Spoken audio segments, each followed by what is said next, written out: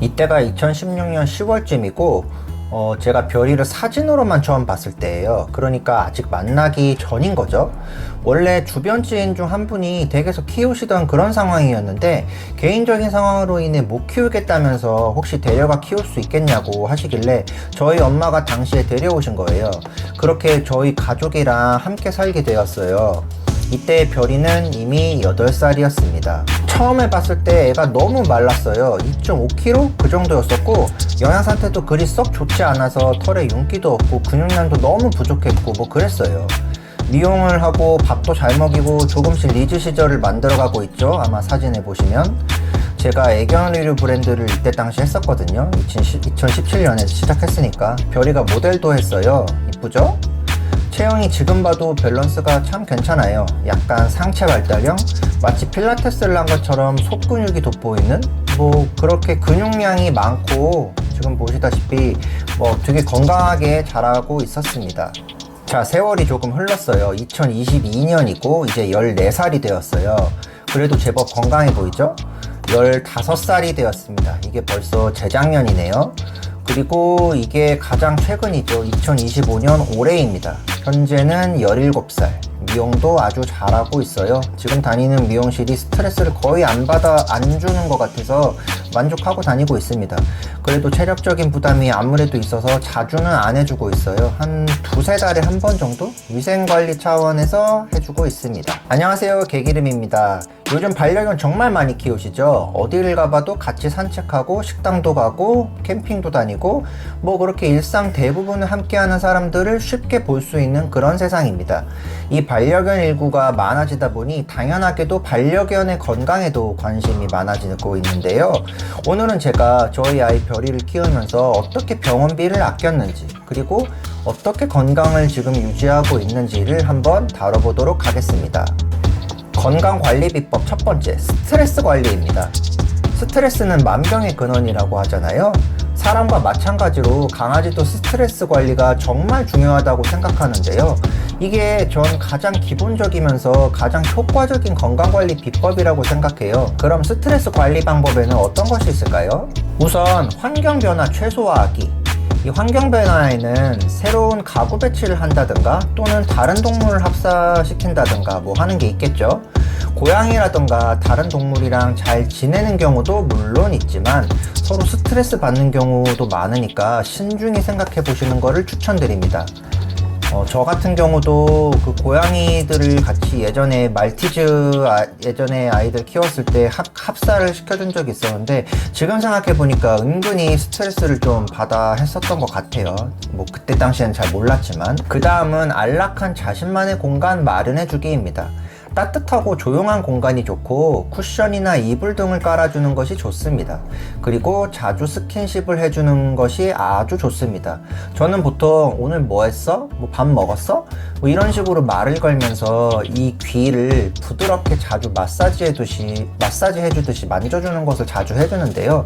이거 진짜 좋아합니다. 되도록 매일 자주 해주시는 것이 좋아요. 저는 이거 너무 추천드리고요. 자, 그리고 또 다른 중요한 점, 바로 산책입니다. 이건 나이와 성향, 견종에 맞춰 강도 조절이 필요한데요. 운동도 하고 충분히 냄새를 맡게 해주면 스트레스도 자연스럽게 풀립니다. 냄새라고 하면은 이제 뭐 보도블럭 뭐 구석이라든가 뭐 낙엽이라든가 뭐 그런 거가 되겠죠. 다만 조심하셔야 하는 거는 미세먼지가 너무 많거나 너무 덥거나 혹은 너무 추우면 굳이 힘들게 나가지 않는 것이 좋습니다. 오히려 건강에 안 좋을 수 있어요. 건강관리 비법 두 번째, 정기적으로 건강검진을 하는 것입니다. 전 최근 몇 년간은 동물병원을 1년에 1회? 연초에는 꼭 가는 것 같은데요. 그날은 바로 건강검진을 받으러 가는 거예요. 건강검진 비용 때문에 안 하시는 분들이 생각보다 꽤 계시더라고요. 근데 이걸 하는 게 오히려 금전적으로도 경제적일 수가 있어요.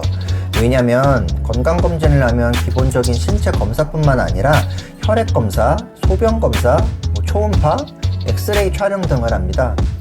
그러면 이를 통해 혹시라도 발생할지 모르는 질병을 미리 예측할 수가 있는데 이거를 초기에 만약에 발견할 수 있다면 당연히 완치율도 그만큼 높아지고 비용도 나중에 발견해서 치료할 때보다 당연히 훨씬 적게 들어가겠죠? 별이의 경우 올 초에 이미 검진을 받았는데요. 사진 자료 보시면 아마 이렇게 특별한 문제 없이 대부분 아직까지도 17인데도 불구하고 안정적인 수치가 나왔어요. 다만 수의사 선생님이 담낭에 슬러지가 약간 있다고 하셨는데 이건 작년까지 없었던 부분이었거든요. 그래서 저는 확실히 검진의 필요성을 올해 들어 많이 느꼈어요. 검진 주기는 7살 이전에는 1년에 1회가 적당하다 하고요. 7살 이후 이제 노령견에 진입했을 때는 6개월에 1회를 권장한다고 합니다. 자, 건강관리 비법 세 번째, 위생관리입니다. 위생관리도 자칫 소홀해지기 쉬운 너무나도 중요한 관리인데요. 기본적으로 발톱 잘라주기, 항문낭 짜주기, 귀청소 등 이런 기본적인 관리를 주기적으로 해주되 여의치 않으면 미용실에 맡기시는 걸 추천드립니다. 괜히 그런 경우 있잖아요. 내가 잘 못하는데 괜히 했다가 더 다치면 어떡하지? 이런 분들은 미용실에 맡기시는 게 훨씬 나을 거예요. 네. 그리고 목욕을 생각보다 자주 해주시는 분들이 굉장히 많더라고요. 저희 매장에서 3, 4일에 한 번씩 목욕을 시킨다는 분들도 많은데 애가 피부병이 심해지고 발가락 사이에 이제 스푼이 너무 많이 발생한다고 해서 제가 목욕 주기를 너무 지금 3, 4일에 한 번은 너무 짧으니까 한두 달로 늘려보시라고 말씀드렸더니 그분이 그렇게 또 하셨어요. 한 달, 2달 이렇게 처음에는 적응하기 좀 힘들었다고 하시더라고요. 왜냐면 냄새를 견딜 수가 없어가지고 그게 너무 힘들었대요. 근데 얘네가 근데 이제 이 친구가 그러다 보니까 피부병이 해결되었다고 그렇게 말씀하시더라고요. 얘네가 피부가 사람보다 훨씬 약하고 민감해서 자주 하면은 오히려 건조해지고 더 안 좋아요. 저 같은 경우는 2달에 한 번 정도 미용을 맡겨서 위생미용, 목욕을 한꺼번에 케어를 하는 편인데요. 특히 기왕 목욕시키고 미용을 이렇게 하실 때 목욕도 당연히 해주잖아요, 기본적으로. 만약에 스파 시설이 있다면 스파 이거 옵션 추가해 보시는 거 저는 강력히 추천드립니다. 전 이거 각질 제거랑 컨디션 회복에 효과를 톡톡히 본 편이라서 맡길 때마다 거의 무조건 해주는 편이에요. 비용적인 것도 그렇게 크게 부담이 그렇게 막 들지 않아요. 지역마다 원장님이 해주시냐 직원분이 해주시냐 이런 차이는 있겠지만 10,000원에서 20,000원 사이 소형견 기준으로 그 정도 차이니까 웬만하면은 스파 이것도 해주시기를 저는 강력 권해드립니다. 그리고 양치질 이것도 빠질 수 없는 필수 관리 중 하나죠. 하지만 많은 분들이 좀 어렵고 아이가 싫어한다는 그런저런 이유로 좀 잘 못해주고 계신 게 현실인 것 같아요. 하지만 이거는 하면은 너무나도 좋은 직접적으로 얘네들의 수명에 영향을 끼칠 수 있는 그런 케어 중 하나인데요. 실제로 양치질을 하는 개는 기대 수명이 하지 않은 애들보다 4년 이상 늘어난다는 연구 결과도 있대요. 양치는 객검으로는 절대 대체할 수가 없는 그런 건강관리이기 때문에 번거롭더라도 꼭 해주시기를 바랍니다. 기왕이면은 매일 해주면 좋지만 저도 매일은 못 시켜요. 그래도 일주일에 서너 번은 꼭 시키려고 그렇게 노력하고 있습니다. 추가로 치석이 만약에 이미 벌써 어느 정도 좀 쌓였다면 1살이라도 어릴 때 스케일링도 반드시 시켜주세요. 사람도 건강보험 적용되니까 스케일링 하잖아요, 주기적으로. 그러니까 강아지들도 마찬가지예요. 이게 입냄새의 가장 큰 주범이 바로 이 치석이거든요. 그리고 치주염이나 이런 것도 발생할 수 있는 그 염려를 대폭 줄여줄 수 있고, 이게 악화가 되면은 발치를 하게 돼요. 정말 좀 마음 아프죠. 근데 별이도 발치를 조금 하긴 했는데, 아무튼 그리고 나이가 많아지면 마취 자체가 엄청나게 큰 리스크거든요. 그러니까 1살이라도 어릴 때 발치 그리고 치석 예방을 위해서라도 양치질을 오늘부터라도 꼭 해주시기를 부탁드리겠습니다. 건강관리 비법 마지막으로 영양관리입니다. 이 많은 보호자님들이 가장 어려워하시고 고민이 가장 많으실 부분이라고 저는 생각하고 있어요. 실제로 온라인, 오프라인 보호자님들 모두 사료, 간식, 영양제, 유목민들이 정말 많으세요. 생각보다 정말 많으십니다. 그리고 시중에 제품이 너무 많은데 다 서로 좋다고 광고하고 있으니까 뭘 선택해야 할지 좋은지 이게 진짜 좋은 건지 잘 모르겠다는 질문을 저는 매일매일 듣고 있어요. 사료의 경우 전 기본적으로 순환급여를 강력히 추천드리고 있어요. 왜냐면 사료 순환급여하는 것 자체가 알레르기 예방에 엄청나게 도움이 되기 때문이에요. 이 알레르기 자체가 특정 단백질에 대한 면역 과민 반응으로 발생하는 거거든요. 그러니까 몸이 반응을 하는 거죠. 같은 단백질을 이게 장기간 섭취하면 면역 시스템이 그 단백질을 알레르기 유발 물질로 인식할 가능성이 커진다고 해요.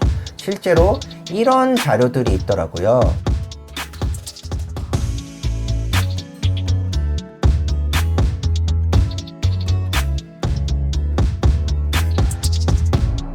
따라서 한 살이라도 어릴 때 우리 강아지가 좋아하는 사료를 최대한 많이 찾아서 리스트업을 좀 하시고, 많이 이게 목록이 있어야겠죠. 그것들을 계속 로테이션 하면서 돌아가면서 급여하시기를 저는 추천드립니다. 혹시라도 우리 강아지가 사료를 너무 잘 안 먹어서 고민이신 분이라면 지난 영상에서 기호성 좋은 사료 추천해드린 영상 꼭 참고해 보시길 바랄게요. 아마 이렇게 생각하시는 분들 꽤 많으실 거예요. 아니, 맞는 사료가 아니라서 눈물 터지면 어떡해? 그래서 조금이라도 어릴 때 맞는 사료, 안 맞는 사료를 찾아야 하는 거죠. 어떤 문제가 두려워서 외면하면 계속 시간은 흘러가고 문제는 점점 더 커져만 갑니다. 지금까지 그래왔다면 앞으로는 개선돼야죠. 그리고 강아지들도 사람과 마찬가지로 잡식동물이잖아요. 우리 사람처럼 한번 생각해 보자고요. 그 사료들도 뭐 휴먼 그레이드 하잖아요. 엄마가 끓여준 김치찌개, 이거 정말 최고의 메뉴죠. 그렇죠? 근데 이렇게 생각해봐요. 평생 그것만 먹고 살아야 한다고 생각하면 조금 많이 불행하지 않을까요? 이렇게 되면 섭취하는 영양소가 너무 한정적이기도 하고 아무래도 질리기도 할 테고요. 뭐 입맛이 뚝 떨어지겠죠? 그러면은 강아지들 입장으로 돌아와서 특정 사료를 한 10년 먹었는데 만약에 11살이 돼서 이 사료를 거부하면 그때 가서 어떻게 하시겠어요? 이거 실제로 이런 문제를 저는 꽤 봤는데 이거 정말 난감하고 보호자님과 강아지 서로 모두에게 너무나 힘든 일이에요. 답이 진짜 없습니다. 그러니까 좋아하는 사료를 최대한 많이 찾아주시고 어떻게든 발굴하셔야 돼요. 그리고 그 다음에 그 좋아하는 사료들을 어느 정도 이렇게 찾으셨다면 꾸준히 그 안에서 순환급여를 해주세요. 영양제의 경우 전 몇 년 전에 별거 다 먹여봤거든요. 그러니까 한창 제가 이것저것 많이 먹여봤던 시기가 좀 있었어요. 그때가 이제 좀 몇 년 전, 3, 4년 전이었는데 오메가3, 유산균, 뭐 관절 영양제 뭐 이런 것들은 기본적으로 먹이고 있었고 추가로 눈 영양제, 뭐 항산화제, 면역력 강화제, 뭐 사슴류 뭐 등등등. 아무래도 저는 이제 물건들을 판매를 하는 그런 입장이다 보니까 뭐 많이 접하게 되거든요. 뭐 정보 같은 것도 항상 매일매일 날아오고. 근데 제가 만약 지금 가장 친한 친구에게 반려견 영양제를 권한다면 저는 딱 오메가3랑 유산균만 먹여도 충분하다고 그 조언해 줄 것 같아요. 그 외에 나머지는 다니시는 병원 수의사님과 충분한 상담을 통해서 선택하시기를 추천드립니다. 오메가3는 중금속 오염 문제가 있기 때문에 되도록 먹이사슬 최하층에 위치한 작은 생선을 사용한 오메가3 선택하시는 게 좋습니다. 유산균도 이것저것 왔다 갔다 순환급여 하시기를 추천드리고요. 이거는 뭐 형태가 여러 가지가 시중에 있죠. 뭐 가루 형태, 뭐 트릭 형태, 뭐 여러 가지가 있는데 뭐 이런 제형은 크게 상관없는 것 같아요. 뭐 잘 먹어주기만 한다면요. 아, 근데 간혹 개껌이나 일반 간식에 오메가3나 유산균이 함유되어 있다고 포장지 앞면에 크게 이렇게 홍보되어 있는 경우가 있는데 이런 제품들은 그렇게 추천드리지 않습니다. 왜냐면 함량이 너무 부족해요. 그래서 영양제는 딱 그냥 영양제로만 나온 것이 좋다고 저는 생각하고 있습니다. 자, 제가 올해로 23년차 반려견주 입장에서 노견을 건강하게 키우면서 병원비를 아끼는 저 나름대로의 뭐 노하우라고 해야 될까요? 팁을 좀 말씀드려봤어요. 물론 제 얘기가 100% 맞다는 거는 절대 아니에요. 뭐 모든 반려견들의 건강 상태나 뭐 나이, 성격, 견종, 뭐 타고난 기질 이런 것들이 다 다르니까요. 그래도 제가 말씀드린 오늘 내용들은 기본적인 거지만 실천하기만 하면 반려견주로서 내가 그래도 중간 이상은 한다고 어디 가서 당당히 이야기할 수 있는 그런 정도는 되지 않을까 싶어요. 뭐 왜냐면은 이 정도만 알아도 노견 이렇게 건강하게 키우는데 전혀 무리가 없다고 저는 생각을 하고 있거든요. 자, 저는 다음 시간에 반려견주이면서 반려견 업계 현직 종사자로서 쉽게 알기 힘들 수도 있는 그런 알찬 정보를 꼭 이렇게 다뤄보도록 할 테니까 더 유익하고 좋은 내용 많이 앞으로도 찍을 생각이에요. 뭐 준비되어 있는 것들도 꽤 많으니까 구독과 좋아요 부탁드립니다. 감사합니다.